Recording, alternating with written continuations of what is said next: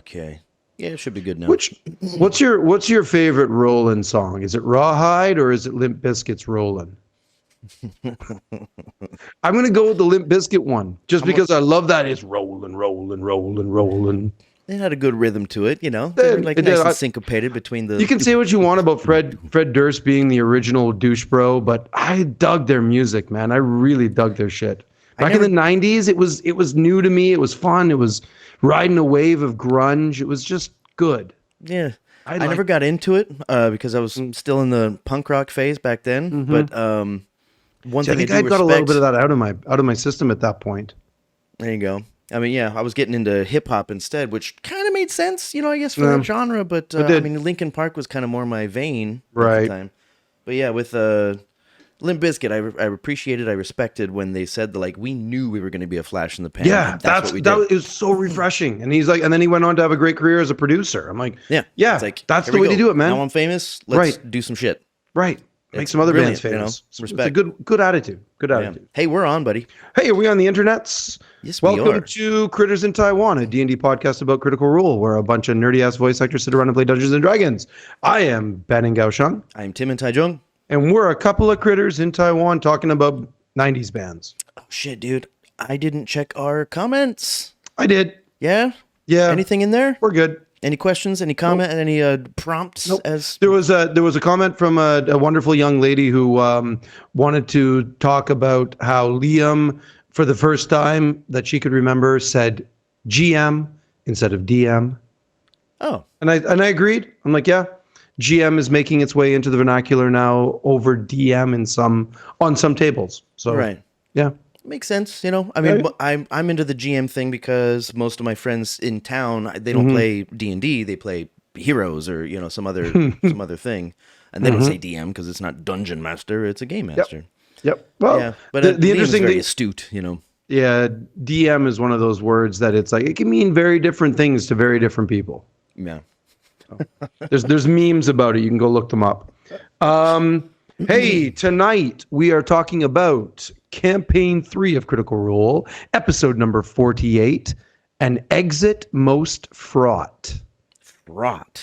I like that word. I like the word fraught. It's an old word that doesn't get used enough. Is that with a GH? It is with a GH. The dreaded AUGH. Like, so like draft.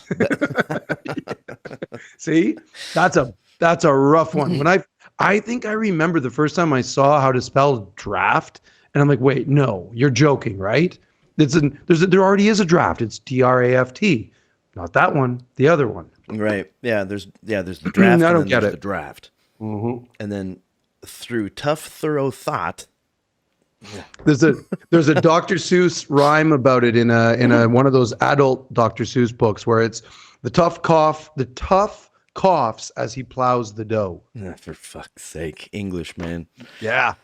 Yeah, through tough, thorough thought was one that came up a lot when I was teaching adults. They kind of hated it because they were like, it just destroyed their confidence. It's rough, man. It's rough. Something most fraught. An exit? What was it?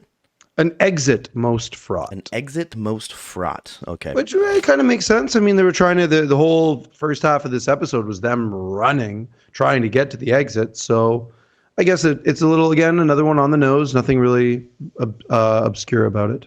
Yeah, this time I didn't have a whole lot I didn't get to watch it twice like I usually do. Only once through for me. Nor did I. I had a little camping trip. I had a little not very surprise birthday camping trip.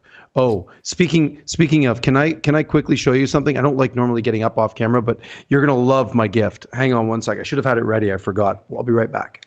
Was it his birthday? Usually Facebook tells me, but if you turn that shit off on Facebook, I don't know. This is it's going to be a little bit tricky to see, but this is my gift. Oh, God.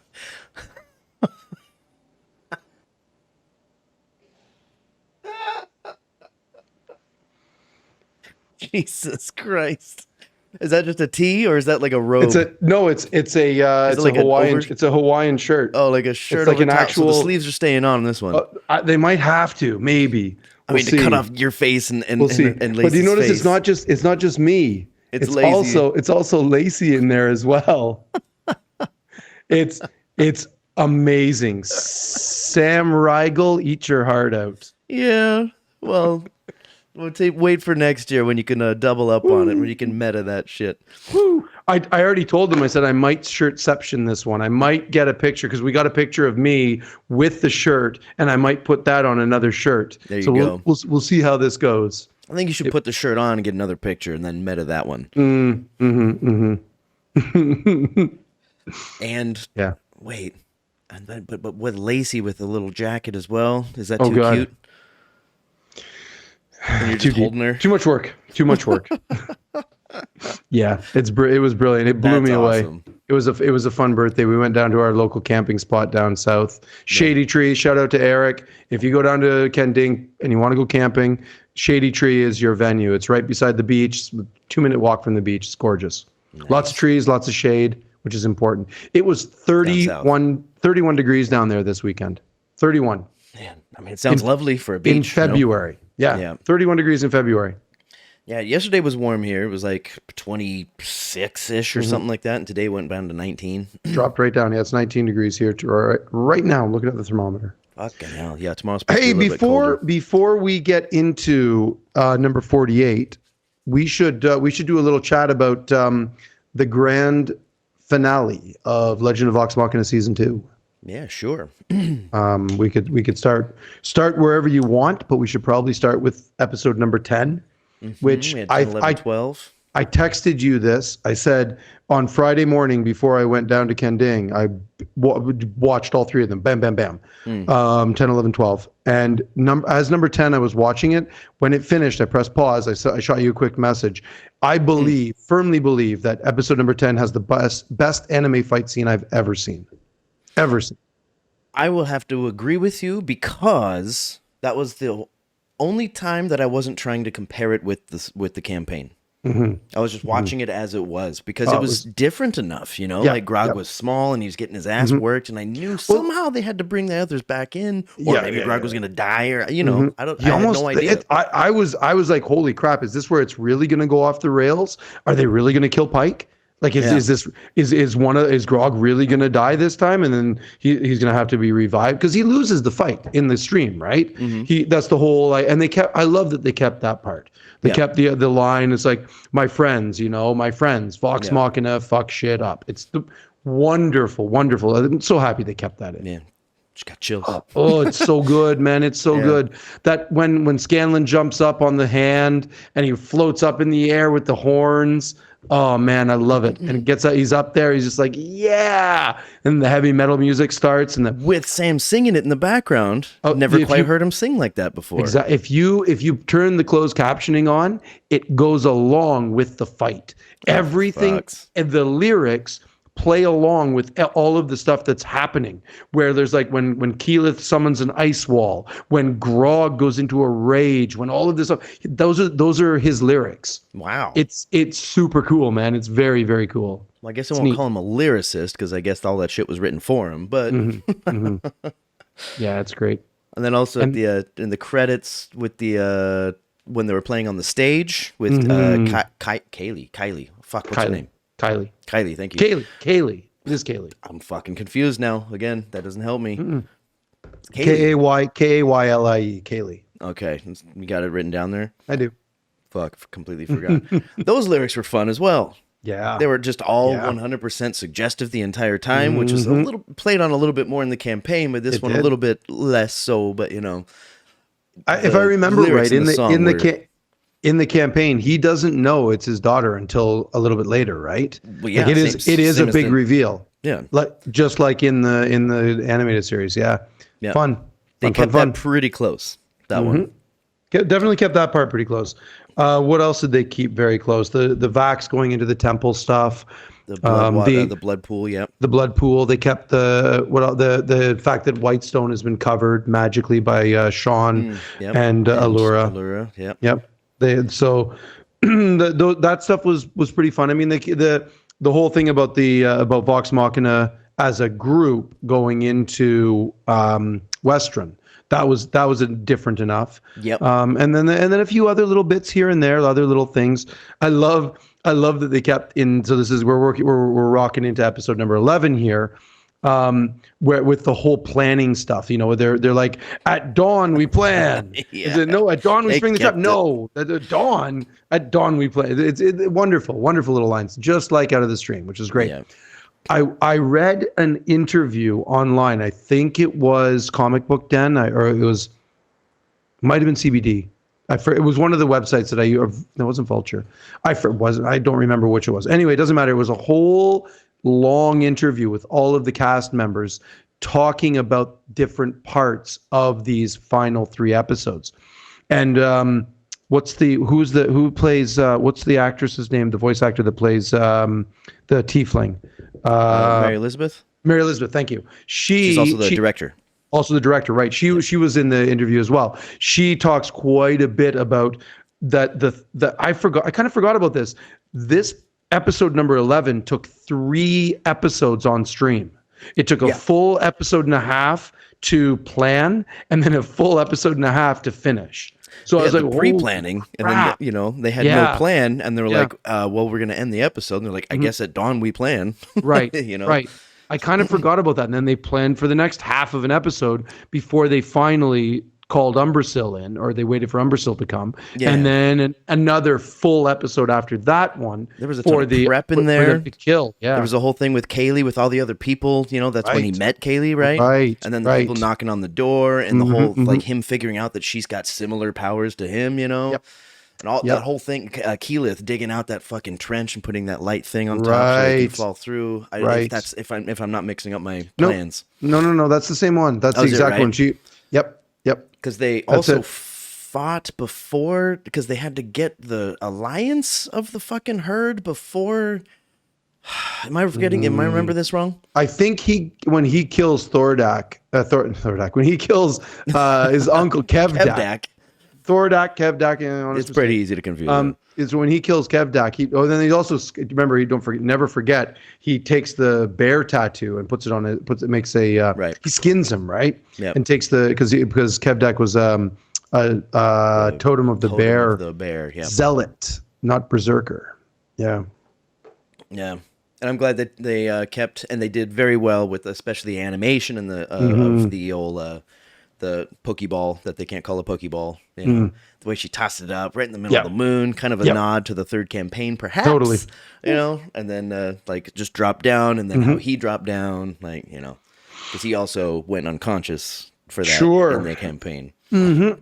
And then the whole thing about we get, so skipping ahead a little bit, we get to the Umbrasyl fight where they trap him, then he breaks free.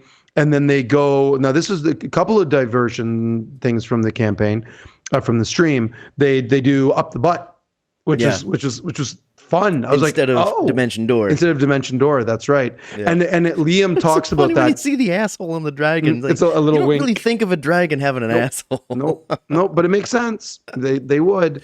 And there's the little double finger doctor's exam coming up. So then Liam talked a little bit about that, and he said the reason why they decided to go that way was A, it's funnier, but B, it would have taken too long to set up the whole idea of Dimension Door. So they're like this whole part of it is it would have taken too much away. So it's much quicker and easier to just say, here we go, let's do this way. And then the other thing is right away, as soon as they get inside, they're like, okay, well, how do we make him stand still? So they use Mythcarver instead of the stationary rod. No, not Mythcarver, the blade that Kaylee threatened him with. Sorry. But then you see her lock it in place at the end of 10, right? Right. And I didn't put it together at that point. Like he snuck out of it and got cut on the chest, right? That's right. It was the blade, it was the sword, the little sword that Kaylee gives him. That's right. Mm-hmm. Yeah, and like he's like, well, I got this plan, and it's like, I think that's why he had the whole plan. I guess was because she just like, all right, fuck it. And she in the live stream, he's got the station. He grabs the stationary rod from Vex, I believe, or immovable rod. Yeah, immovable. What did I say? Stationary, immovable rod, same thing. Yeah, so it's a little bit of a different thing. I believe in the stream they rip out Umberstone rips the stationary, or he just flies away, and the immovable rod just stays. It does like a little bit of damage is all it did in the campaign. Yep. And this one, I think Matthew tossed to Sam a little bit of a credit there. He's like, all right, we'll make it do some damage. We'll make it keep him there for a moment. And then he's like, nope, I'm an ancient dragon. I'm way above this. Which, yes. And I've thought about that, which ties into what I was going to say before also, is that there's a lot being taken away from Scanlan. I don't want to say it that way because it sounds like they're deliberately taking things away from Scanlan. He's not doing the inspirations, because I'm sure they can from DMCA, and he's not going to sit there and write a bunch of fucking songs, for the show. I mean, maybe he could, but he'd have to probably get paid a lot more because it takes a lot of fucking time. So he's basically got the big purple hand. Yeah. And that's some lightning at some point that showed up a couple times. Purple lightning when he fought the Herd of Storms. Yeah, and fought Kevdak as well. And his quick thinking, yeah. Yeah. But I mean, you got to be honest, man. Like I think once he gets Mythcarver, I think they're going to use that a lot more to make it, which they didn't do in the campaign. Yeah, he's got it now. So I think he's going to use that much more, and that's going to make him have a little bit more courage, which will come into play a lot later when he, when in the thing that happens, why he leaves and stuff. Yeah. I thought I couldn't tell when it was gonna happen, if it was gonna happen in episode 12 or not. No, listen, man, so at the end of the episode, right, the end of 12, we get the Raishon reveal that she's infiltrated, she's poisoned, all of them, and it's like, well, this is the only way they beat Thordak, right? That's true to the campaign, the stream as well. So it's like, okay, well, what does this mean? They've still got Voragel, they've still got Thordak, then they've got Raishon. There's 3 more dragons to go here. We talked about this last week about how many more seasons of this are they going to do. That's strange. That's it. I mean, at this point, they take out Voragel. Okay, now it's down to basically the Vecna run. Then they take out Voragel. Then they've got to take out Thordak. Then they go after Raishon. Yeah, that's right. And then and that was supposed to be. Well, we've talked about this before. That was supposed to be it for that campaign. So the Chroma Conclave was the final arc, and then Matt asked them all. I've said that we've talked about this before, I believe. Matt asked them and said, "Hey, listen, guys, this is done," and they're all like, "Can we go to 20? We'd like to go to 20." So he had to come up with the whole Vecna arc, sort of not on the fly, but he was like, he had some seeds planted. Yeah, I'm sure. Well, he mentioned Vecna a while back, from that island and whatever, and it tied in really nicely. Maybe that's just Matthew's fucking magic. I believe he was thinking that campaign 2 was going to be Vecna. That's sort of what I think may have been what was going on, is that he was like, okay, well, we ended the Chroma Conclave, and then whoever they do for campaign 2, their big boss at the end of their campaign will be Vecna. So he may have rushed the whole Vecna thing by 10, 15 levels or something like that. Huh. That's my is so viable that that's probably what it was. I mean, based on what Matthew was saying, he's like, yeah, I didn't think we'd get that far, but he did plant the seed. Yeah, fuck it. In 30 years in the future, I mean, he's a demigod at that point, right? Well, so they would have to... Vecna? Well, they still could have done the exact same thing. He just would have delayed it. Right, just longer period of time. Vecna wouldn't have... a lot of events wouldn't have happened. Right, Vecna, the Shadowfell would have stayed the way it was. The city would have stayed there for a little bit longer. Yeah. Right, all of that stuff just would have been delayed by 15 years. The campaign. Yeah, the second campaign. Right, that would have been the end of the second campaign. So you still get the Mighty Nine, but instead of fighting the Lucian and the Eyes of Nine, the Nonagon. Nonagon, right? Instead of fighting that, you fight Vecna. So it's just an alternate, it's just divergent paths. That's all. Yeah, and no skin off Matthew's ass. He's Listen, man, that shit. Totally. It's all good. It's D&D. You do whatever the fuck you want. Yeah. Let's talk about 48. Okay, shall we?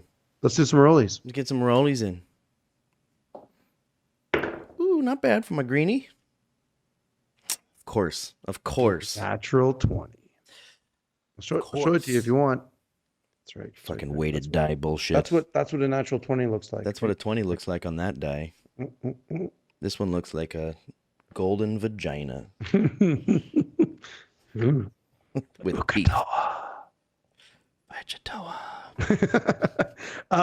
Okay, I'm gonna jump a little bit because I got some stuff to say about the entire first half of this episode where they ran and ran and ran and how wonderful of a modified skill challenge that it was, and I love that shit. But we've talked about that before, so I'm not gonna open with that one. Instead, I'm gonna open with. I think you just did. I said I'm not gonna do that. You're not listening again. I'm trying. I'm gonna talk about this fucking crazy ass four-armed Cyclops, Tarash the Lidless Slumber. This is the first puzzle that Matt has thrown at them. The very first. I think that's why it was so fucking refreshing to see it happen. Yeah, like it wasn't much of a puzzle because they solved it instantly, and in fact, they kind of solved it as soon as Matt gave his first rhyme. I think Marisha was like, "Oh God, are we gonna have to talk in rhyme now for to get?" He's a gatekeeper, and we're gonna have to speak in rhyme to get through. And I looked at Matt's face, and he's like, "Mm-hmm." Was one of the So I didn't see his face, so he's like, God damn it, you figured it out already. Figured it out within his. So Matt does like the something. Yeah, but the first thing he said in that character was not a rhyme. I went back to double check that. No, the next one was. And I wonder if that little was like, that's a good idea, I'm gonna use it, or you figured it out already. That's actually one of my notes here. I was like, was that improvised or was it not? Could be. I don't know. He's like, oh, that's good. Because like that's putting himself on the spot too, way more than them. Totally. He was really good. I give, as a sort of a general rule, I was like, Matt gets 10 out of 10 for his rhymes. Yep. Okay. What do we get? Laura gets 1 out of 10. Yeah, she was definitely the worst. Awful. I love, even Liam commented, did we just find Bailey's Achilles heel? Like that I didn't hear that. The comment was priceless. I'm like, nice. I give the other ones all a pass, and then I'm giving Sam 11 out of 10 for his. I mean, he gets Chetney to beatbox for him. So I was like, yeah, no, you win. You win. I mean, kind of expected. Kind of. It was right up. Right here it was. You could. In fact, I sort of was like, I zipped back and I listened to all of their rhymes again, and they were just fine. But the glint in Sam's eye just sparked as soon as he was like, you could just see his eyes widen and the grin, just the teeth all started flashing. It was fun to watch. It was very fun to watch. It's so easy to picture, because we've all seen Alice in Wonderland. Mm-hmm. I did really enjoy Matt's little sort of when he was like, when they're not rhyming, the threat of violence was real. He's like, the teeth get bigger, the whole persona grows. It's this giant that might eat them if they fuck this one up. So it was kind of fun. That was a fun puzzle to watch. I liked it. Puzzle, pseudo puzzle. It was a puzzle. Yeah, it was a puzzle that. Mm-hmm. Solved pretty quickly, but just really, really refreshing to watch. Totally, because we haven't got one in this campaign. We haven't had any of the doors or the locks, or not locks, but the puzzle stuff. Yeah, it's and those are and whatnot. Yeah, those are staples in D&D, and like dungeon crawls and whatnot. There haven't really been a whole lot of dungeon crawls in this. No, but there still can be puzzles in nature, in ruins, or in just things they've got to figure out. Finding a door, opening up stuff, pulling levers, and finding hidden things. Like you think about the rug. I give the rug of smothering as a fun little puzzle as well, because that was sort of a trap, and there's a thing, and there's the halls of Hellas were filled with them, all the different kinds of tricks and puzzles. Yeah, like tombs and layers and shit like that, where you have to look at pillars and use different spell types and different things. Right. Exactly. Figure it out. Yep. Hasn't been a lot in this campaign. You got to take a drug to recognize the runes. That kind of shit. Right, in the pyramids on those islands. Yeah, what were those islands called? The Knot and Caleb got super high. Yeah, that was fucking amazing. Yeah, it was fun. Well, yes, and real quick with kind of a, not really evergreen, but an overlying thing with just something I've noticed with Matthew and his thing. I don't have a lot of notes for the second half, but what I do have is just, it seems like every episode I have to give somebody, I got to blow some smoke up somebody's ass, but it just happens every fucking episode. And I was sitting there listening and then thinking, like, it started with the rhyming scheme thing. Like, was it improvised or did they figure it out so fast? Like I couldn't figure out which one it was. And I'm just like, well, hey, whichever one it is, Matthew's doing this fantastically because he doesn't have rhymes written. You know, he's coming up with a response to whatever they're doing at the same time. So it's like what Matthew does incredibly well, which has probably been stated multiple times, but it's something that really sat in for me just this last time, yesterday, finishing it, was you don't know when he's improvising versus not. I don't think I have that art.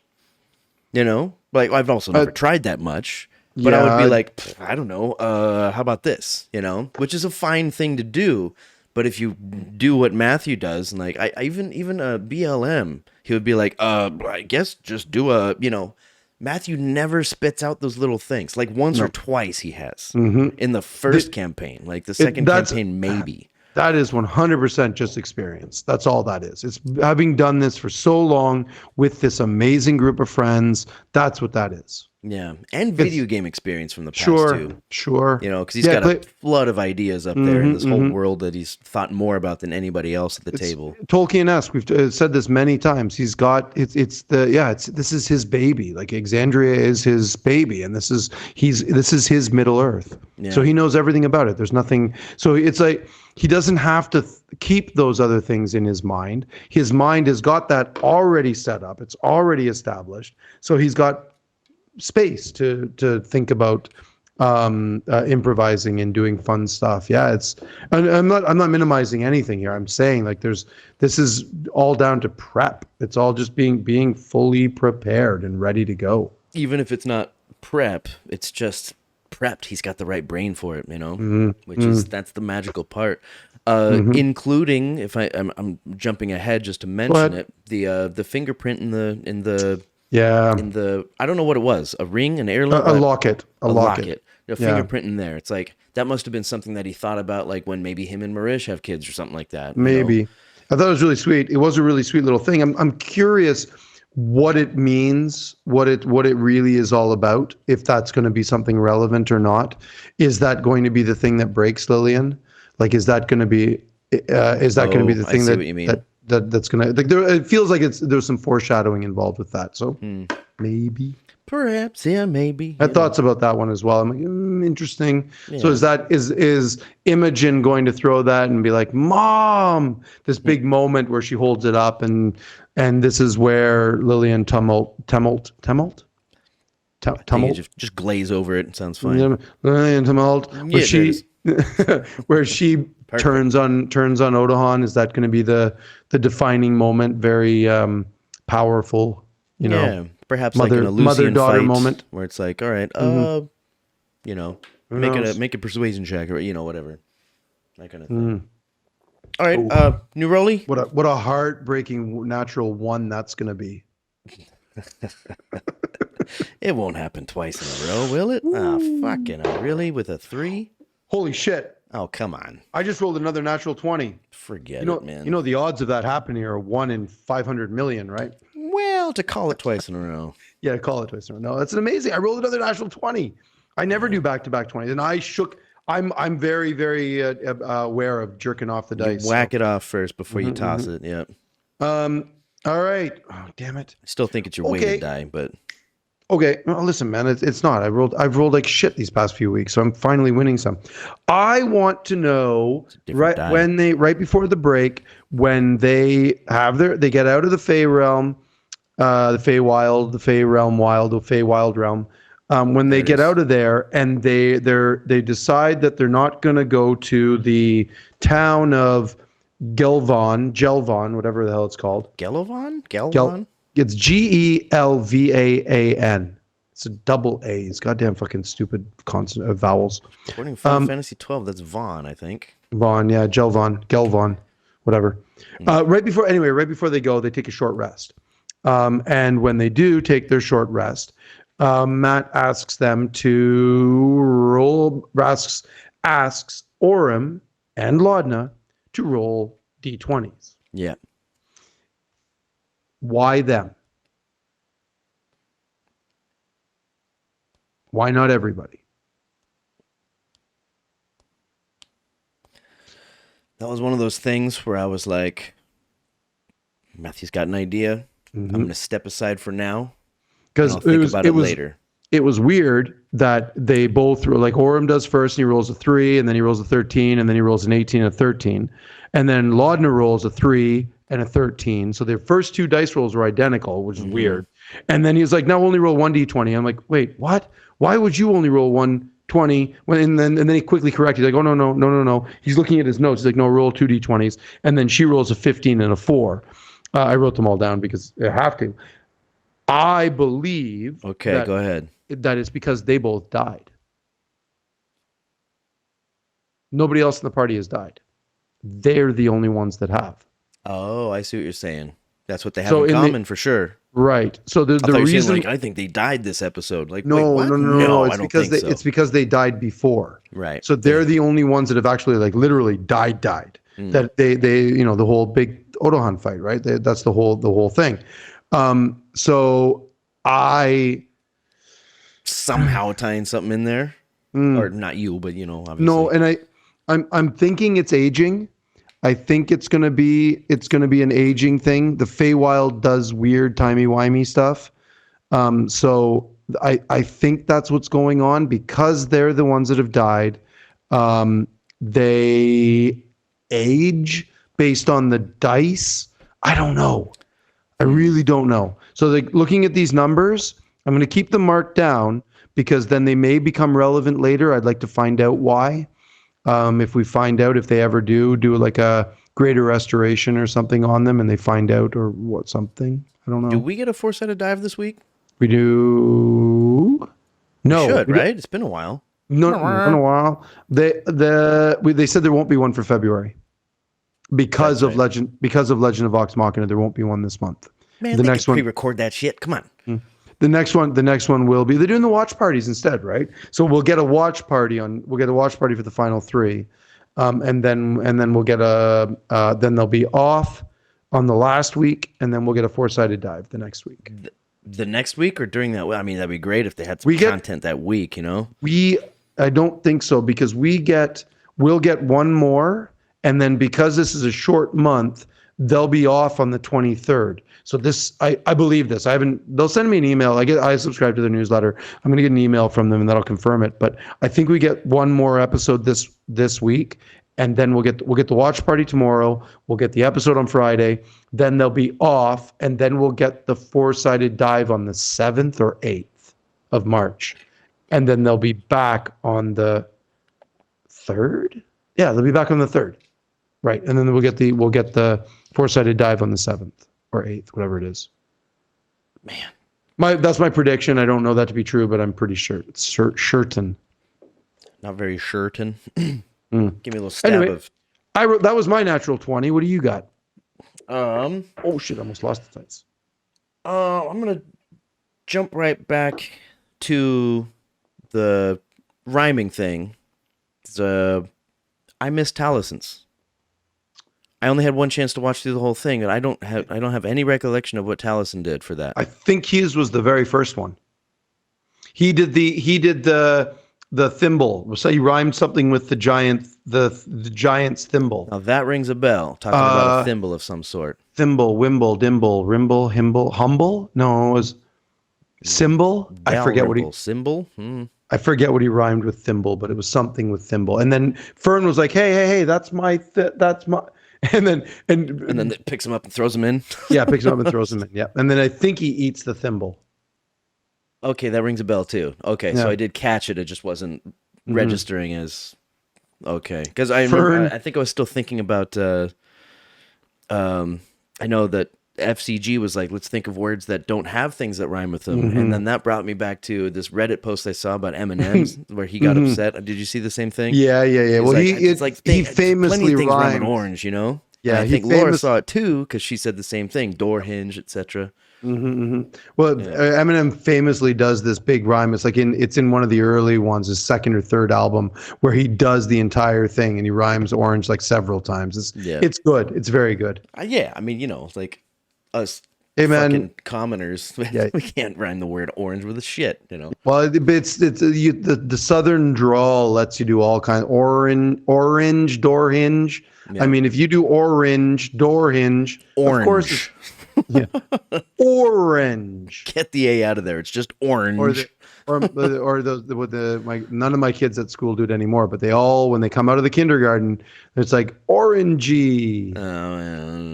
You gotta beat it out of them. Yep. Get a little stick, beat it out of them. Mm-hmm. Stop. That's Chinese. Yep. Orangey. Orangey. That's my quick little yes and. We might be cutting a little bit short today, folks. Just it's possible.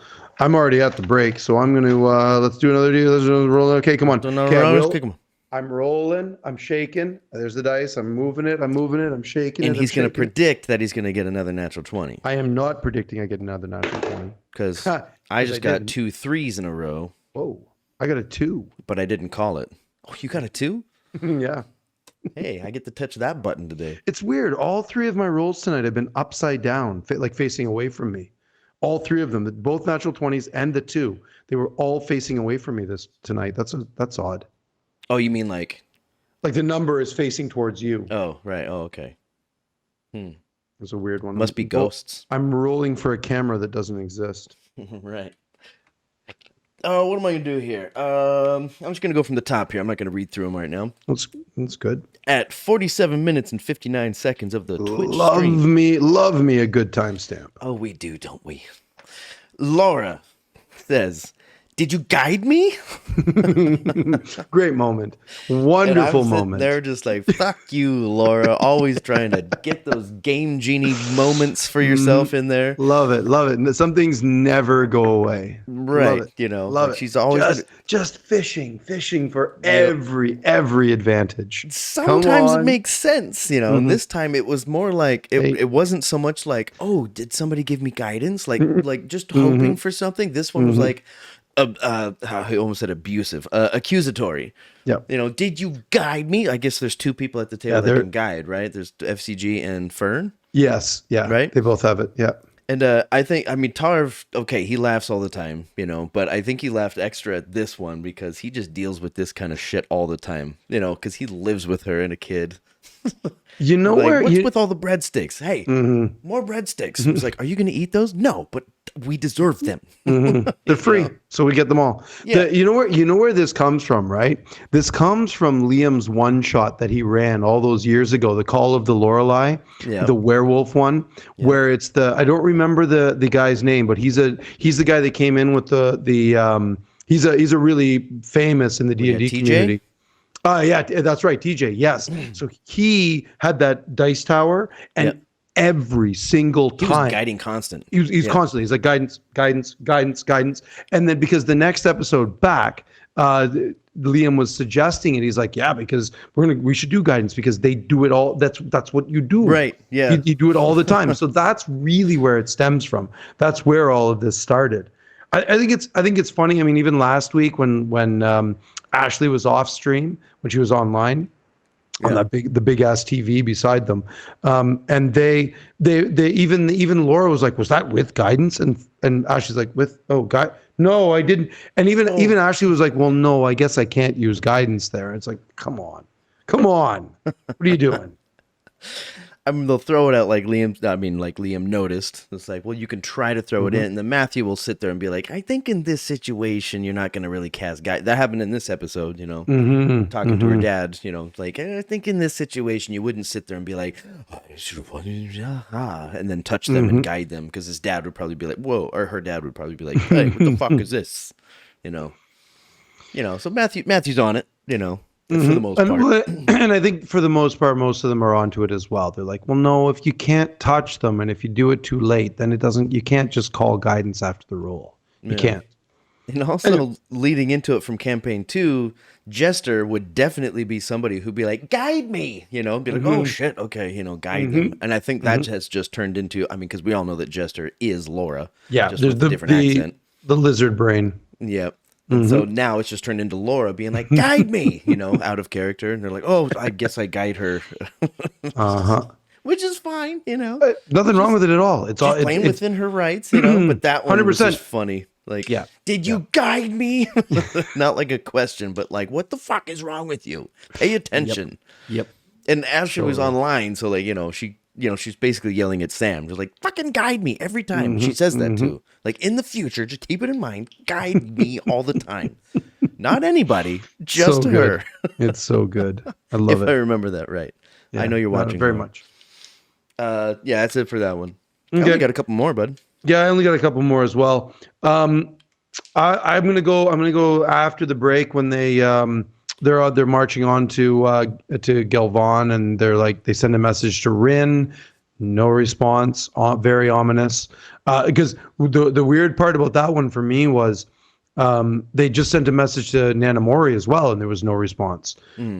Then she comes flying out of nowhere as a giant raven and fucks up the shadow dragon, the Jabberwock that they don't want to call a Jabberwock because of trademarking and stuff. They call it a Glubber duck. What do they call it? Glomglut. But that was his name. It's actually Matt called it a Fey dragon.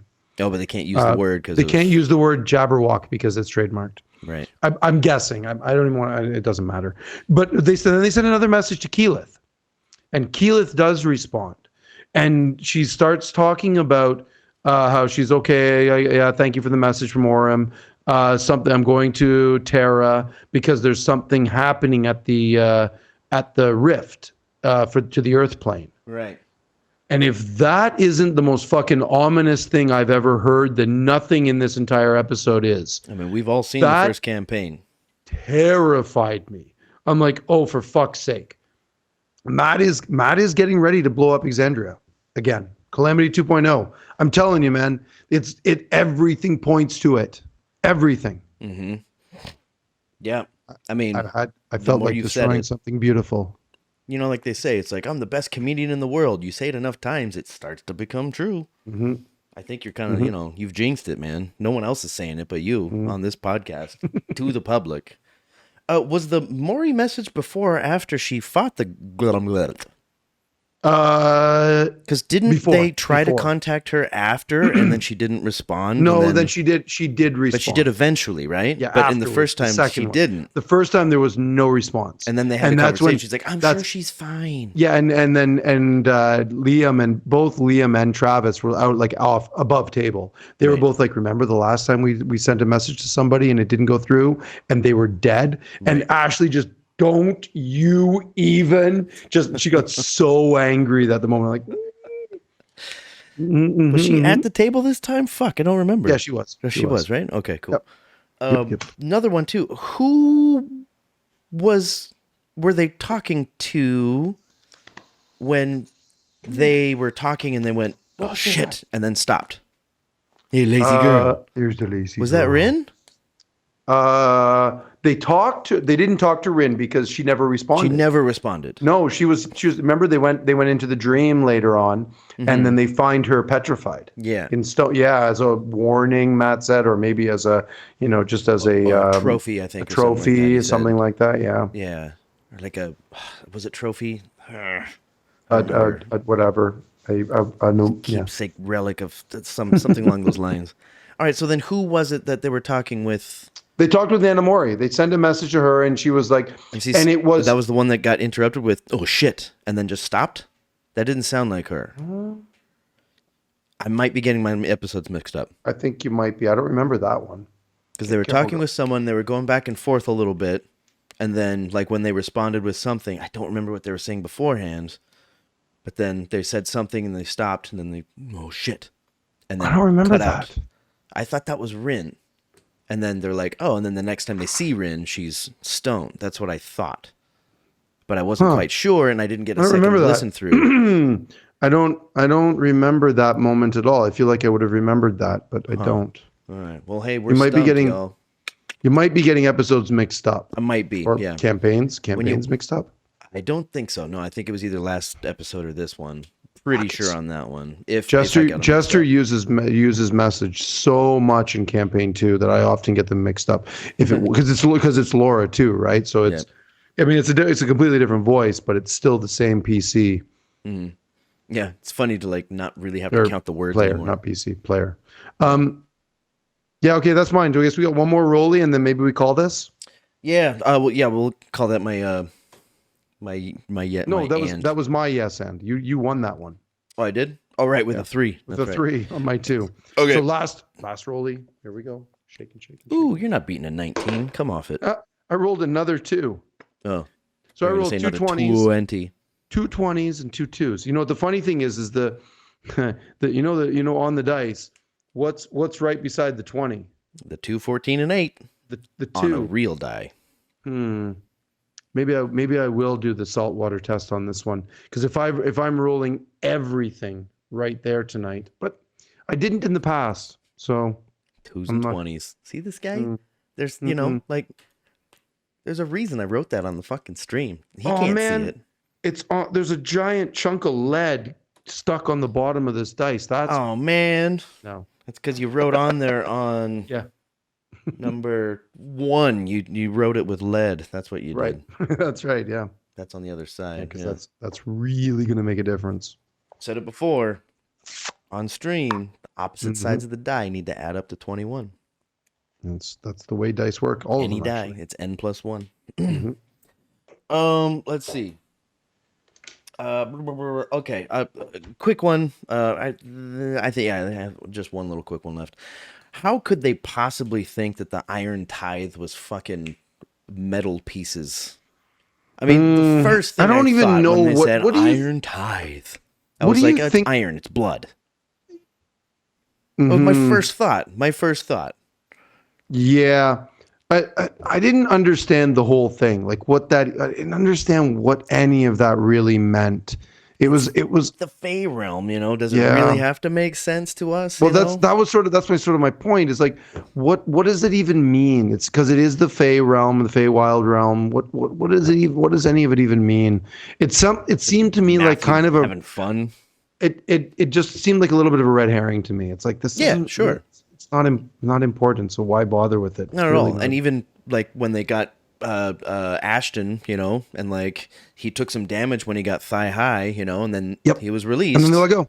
Yeah, and then he took 4 damage, and then he was released, and then well, yeah, because they got his blood, or whatever. It's like I'm like, yeah, of course, iron tithe.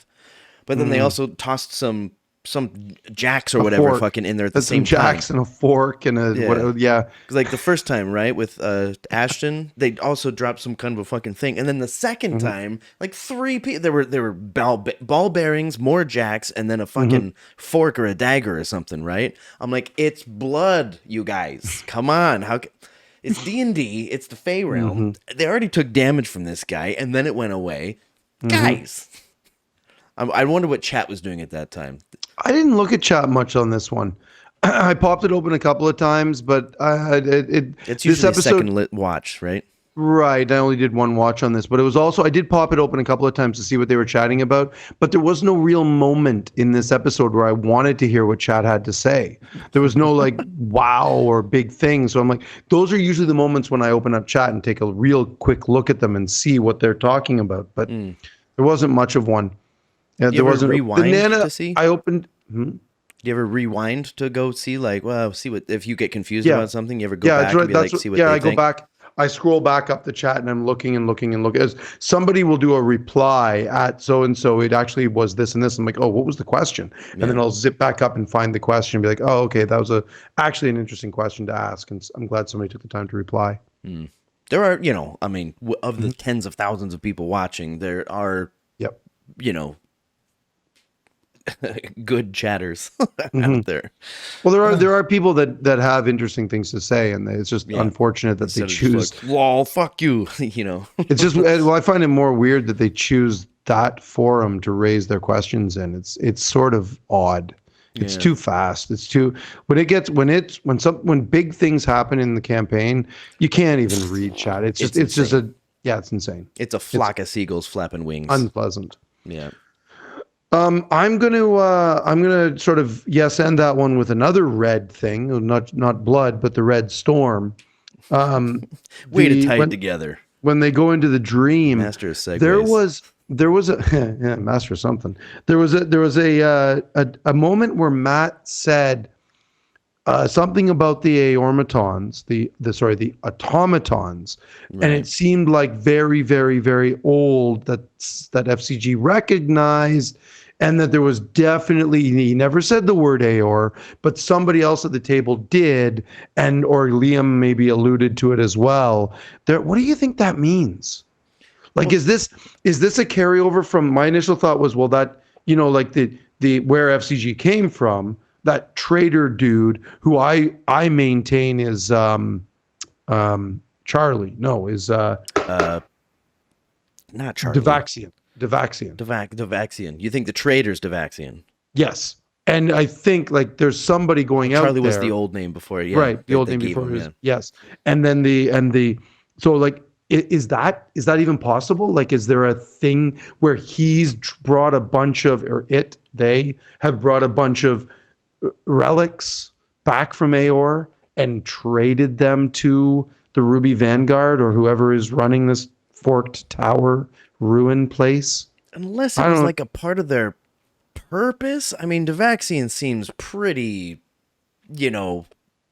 sapient? Sentient? Is that the word I'm looking for? Yeah, seemed like it, but who knows what time will do, right? Like if he's explored the ruins in Aor as best he can and has no other recourse for 30 years, what's he going to do? Right? Like, who knows what Matt is one of those guys that is like, well, 30 years have gone by. He doesn't have anything else at his disposal. So maybe he chooses something else. Maybe his freedom.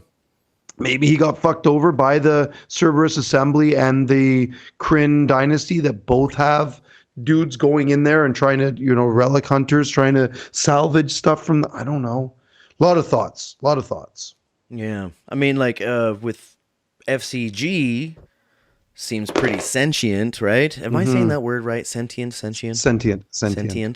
Yeah. Is that like groceries and groceries? We know there's something else going on with his backstory that we don't know about yet. Yeah. It's something that Dancer did. What a fucking I don't think we talked about this last week. Maybe not Dancer, That was still kind of left up in the air, right? I don't have my Did you catch the Killers reference from last week? Did we talk about that? The Killers. What? The band? The band, the Killers. I don't know much about them. Okay, so there's one of their big hit. Let me see if I can find it here. Their big hit single, one of them was, oh man, number 47. Where is it? Here it is. Yeah. For last episode 48-40, there was a Killers reference to human. Am I Dancer? Am I human? Is a big. It's the single reference for their big hit song back in the whatever. And it sort of made me think: is that where Sam actually took the name for his creator? Was from the song "The Human" by the Killers, and that he's like, "Am I Dancer? Am I human?" It was. And he actually quotes the lyrics, and some of them at the table were like, "Oh, for fuck's sake!" and others, I think others at the table didn't get it at all, but I caught it instantly. I'm like, "That's the Killers," because I like that song. I haven't listened to it in ages. I went back and listened to it again after that, and I was like, "Oh yeah, that's that song." But I don't know. There's a lot of shenanigans here that makes me think nothing is off the table with Sam and Matt. I mean, look what Matt and Ashley did with Fern and Nana Mori. I mean, there's a lot going on there. So who knows what Sam and Matt have come up with? Yeah. Because we know for a fact that Sam did write about Shithead, that he included, it was even art for it, that none of them noticed until after the fact. So who knows what Sam has come up with about Dancer and about what she did to him to turn him on line. Right. No, who knows? And also with the potential Aormatons, like we've got Devaxian, we've got FCG, and then we've got these larger ones that the excavator ones. They were self-improving by exchanging things, right? Or were they just like injecting something into the main fucking key nugget? It was very vague. Like were they improving themselves to be better protectors of something, or was it just like, here, you have more power? I think they were doing something to the tower. That's what it eventually it seemed like that. Taking things and putting them on maybe more power sources or Maybe arcane power sources or something. Who knows? And Matthew just straight up says, like, you get the idea. This is the main focus of this. Like, well, okay, thanks for, spelling it out. But, and like... well, that's one of those things that when you're playing so much of theater of mind, there's only so much that you as a player can take in from the DM's description. Right. And it doesn't always match what the character is taking in. So Matt is honestly, he's very, very good at that. It's saying your character would know if I'm not doing a good enough job of explaining this to you. He knows when to draw the line. Character actually seeing this thing would actually know that blah blah blah blah blah. Yeah. So there is that. I've used that trick a few times. I've pulled that on my table. I'm like, I'm not explaining this well enough. Your character sees this. Right. And the two tricks of having them roll an intelligence check or an arcana check or something like that, it gives you two things. It's like, all right, I need to give you some information, but I need a reason for it. Yep. Or if somebody says, like in this last one, roll a persuasion check, Matthew needs to sit there and be like, okay, if she succeeds, what the fuck am I going to say? Yeah. Like, it takes the sip. Do. And then... has a response afterwards. You see that beach ball. The beach balls was yeah. All right, buddy. Dude, that's it for me for that one, man. I'm done. I got one more little thing to say here about the very, very end as they skyship away and they catch the faint aurora on the horizon.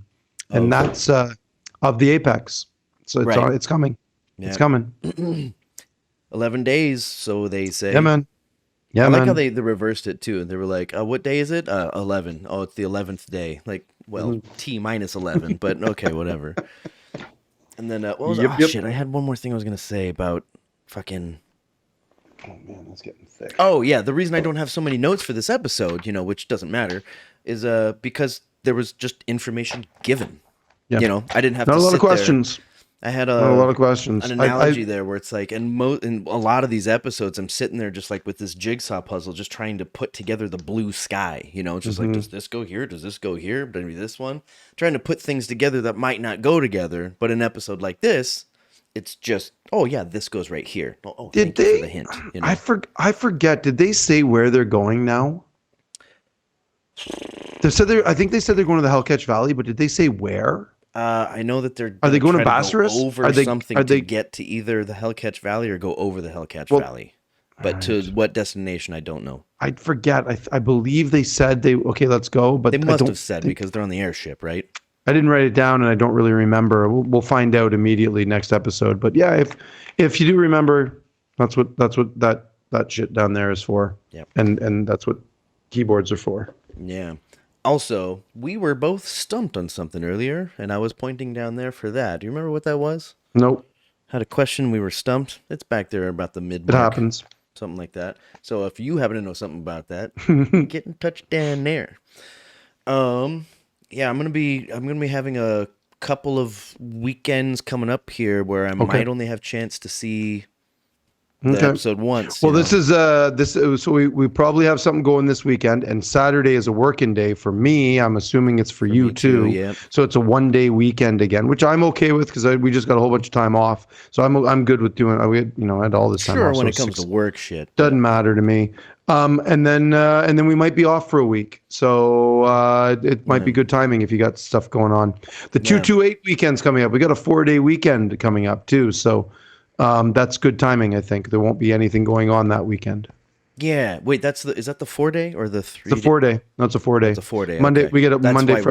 That's why we're working Saturday because we get the Monday off. And then we got that one week where it's just, we've got 6 days in a row off. But something like the 2 days that we're supposed to work. Do you have that same weekend? Yeah. Yeah. It's coming up in March, I think. Yeah, the first weekend in April. My school. I don't think is making us. I think that other Saturday is an optional thing. I don't know. I've got it all written down on my fridge. I think I could walk over there and look, but I don't care. Those 2 days. I believe it's the Children's Day and then tomb sweeping, right? Tomb sweeping. That's April. Monday off that we have to the first weekend, right? End of March, April, yeah. So we got Saturday, Sunday, Monday, Tuesday, Wednesday, and then Thursday and Friday for my school is exams. So even more time off during those 2 days, because Because as a science teacher, I don't have to do shit. I don't have to walk around. That's going to be a hell of a week. Another vacation, like spring break for me, you know? Yeah. And on March 4th, I'm heading into the studio, so I might be. Oh, nice. That's going to be 4th, 5th, and then this following weekend. You'll have time. You'll find time. Yeah, I mean, you know, Monday's the day, I suppose, but yeah, I won't be super well versed. I'll just be watching it and then basically asking you questions, and y'all down there too. Chat. Hopefully there'll be good episodes and we'll have something to say. Right. I think we got a few more, another month maybe, and then we got the big event. Because if they're only like a week and a bit away, that can happen in maybe 3 or 4 or 5 episodes. So like maybe a month. Yeah. Maybe March. What do we got? End of February, March, maybe April. April might be the fucking big reckoning. Yeah, I mean, they're on the airship now, and when they travel on that's a couple of days, you know. And I don't think the Solstice cares where they are in Exandria. That's a pretty space-centric phenomenon. Listen, they've destroyed a key. They might destroy another one. We'll see what happens. That might cut a couple of days off, you know. They might be like, you know what, let's Solstice right now. I don't know if it's anybody's control, but, you know. Nope. Don't think so. Don't think the ley lines care. Yeah. Or if they have control. I don't know. Who's got control? I don't know. God. Some kind of gods. It's got to be, right? The gods. That's all they have left. These fucking gads, you know? All right, well, that's enough out of me. I got to pee. Yeah. I have to get a little bit of stuff done tonight. Cool. All right, cool, man. We already talked about getting in touch down here. Best way to get in touch is the comments. And if nothing else, Ben, don't forget to love y'all chuthers. If I say it like that, there's no chance of a trademark issue, right? Is that how it works? I don't know. I don't know how trademarks work. IP shit is beyond me. I don't even understand how anything works. I feel like harming myself when I say y'all chuthers. I'm never gonna say that again. So don't forget to love yourselves. Each other. No. I'm getting it confused with masturbation. Self-love. Don't forget to y'all self-love each other. Give yourselves the high five. And self-love each other? Yeah. Self-love each other. You know? Yes. And it's 69 Friday. Cheers, everybody. Peace. For fuck's sake. Oh, that's the wrong one. There it is. Oh, man.